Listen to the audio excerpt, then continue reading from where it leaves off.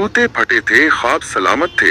गांव के एक कच्चे रास्ते पर रोज एक लड़का स्कूल जाता था। न जेब में पैसे होते, न जूते पूरे। अक्सर उसके जूतों के तले से मिट्टी निकलती। कभी पानी भर जाता, कभी दोस्त हंसते, अरे फकीर, तेरे ख्वाब भी तेरी तरह फटे पुराने हैं। ये जुमला वो रोज सुनता, पर कभी जवाब न देता। वो बस मुस्कुरा कर कहता, हाँ, ख्वाब पुराने नहीं, बड़े हैं। उसका नाम कामरान था। वालिदैन मजदूर थे। छोटे से घर में 8 अफराद रहते थे।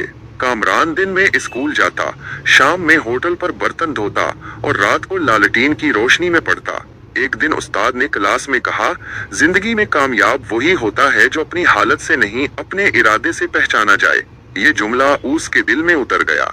उस दिन के बाद उसने फैसला कर लिया कि अब मेहनत रुकेगी नहीं। उसने हर इम्तिहान में टॉप किया, शहर का स्कॉलरशिप लिया और यूनिवर्सिटी तक पहुंचा।